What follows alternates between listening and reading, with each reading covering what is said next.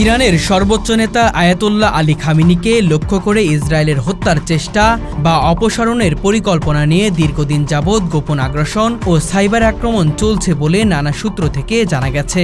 ইসরায়েলের গোয়েন্দা সংস্থাগুলো তাকে একটি প্রধান শত্রু হিসেবে চিহ্নিত করেছে এবং তাদের নিরাপত্তা বিশ্লেষকরা মনে করেন তিনি মধ্যপ্রাচ্যের রাজনৈতিক ভারসাম্য ও ইরানের প্রতিরক্ষা নীতিতে কেন্দ্রবিন্দু হিসেবে কাজ করছেন।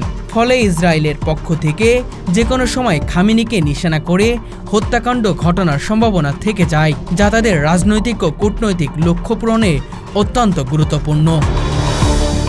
গত কয়েক বছরে ইসরায়েল এমন কয়েকটি গোপন অপারেশন চালিয়েছে যার উদ্দেশ্য ছিল ইরানের উচ্চপদস্থ কর্মকর্তা ও গুরুত্বপূর্ণ ব্যক্তিবর্গের জীবন সংকটাপন্ন করে দেওয়া। বিশেষ করে খামেনির উপর নজরদারি ও তার চালচলন, সময়সূচি এবং নিরাপত্তার ফাঁকফোকরে শনাক্ত করার চেষ্টা চলছে।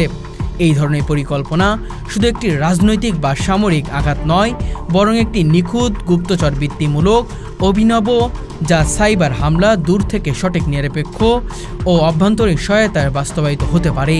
তবে এই ধরনের হত্যাকাণ্ড ইরানের রাজনৈতিক স্থিতিশীলতা ও গোটা অঞ্চলের নিরাপত্তা ব্যাপক প্রভাব ফেলবে, যার ফলে ইসরায়েলকে আন্তর্জাতিক মঞ্চে ব্যাপক সমালোচনার মুখোমুখি হতে পারে। এই কারণে ইসরায়েল খুবই গোপনীয়তার সঙ্গে এসব অপারেশন পরিচালনা করে থাকে এবং তাদের লক্ষ্য সতর্ক থাকাকে প্রাধান্য দেয়। বিশ্ব রাজনীতির এক কঠিন ও উত্তেজনার অধ্যায়ে আয়াতুল্লাহ খামেনির জীবন যে একটি বড় নিরাপত্তা চ্যালেঞ্জ এবং এ খেলা যে কোনো সময় আরও জটিল ও বিপজ্জনক রূপ নিতে পারে। ইসরায়েল ও ইরানের মধ্যে দীর্ঘদিন ধরে চলমান রাজনৈতিক এবং সামরিক উত্তেজনার প্রেক্ষিতে খামেনিকে হত্যা বা অপসারণ পরিকল্পনা হওয়া স্বাভাবিক। ইরানের পারমাণবিক কর্মসূচি ও মধ্যপ্রাচ্য তাদের প্রভাব বিস্তারের কারণে ইসরায়েল তাদের সর্বোচ্চ নেতাকে প্রতিদ্বন্দ্বী হিসেবে দেখে। গত 5 বছরে ইরান ইসরায়েল দ্বিপাক্ষিক সংঘর্ষে এক বড় অংশই সাইবার যুদ্ধের মাধ্যমে সংঘটিত হয়েছে। বিশেষ করে ইরানের গুরুত্বপূর্ণ স্থাপনা ও সামরিক কমান্ড সিস্টেমে একাধিকবার সাইবার হামলা চালানো হয়েছে, যা খামেনির নিরাপত্তার জন্য উদ্বেগ সৃষ্টি করেছে। আয়াতুল্লাহ খামেনি অত্যন্ত কঠোর নিরাপত্তা ব্যবস্থা ও তথ্য গোপনীয়তা বজায় রেখে চলেন। তার চারপাশে বহু স্তরের নিরাপত্তা ও গোপনীয়তা বজায় রাখার জন্য বিশেষ এজেন্সি নিয়োজিত রয়েছে।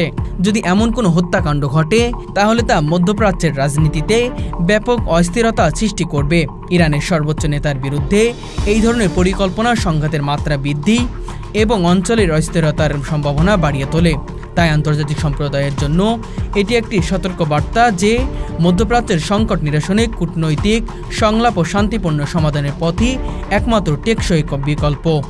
ভবিষ্যতের এই ধরনের হত্যাকাণ্ড বা অপারেশন এড়িয়ে চলার জন্য পারমাণবিক বিশ্বাস গড়ে তোলা এবং সংলাপের মাধ্যমে উত্তেজনা কমানো অতি জরুরি। অন্যথায় এই ধরনের গোপন পরিকল্পনা শুধুমাত্র বড় ধরনের সামরিক সংঘাত এবং বিশ্বব্যাপী রাজনৈতিক অস্থিরতার কারণ হয়ে দাঁড়াবে।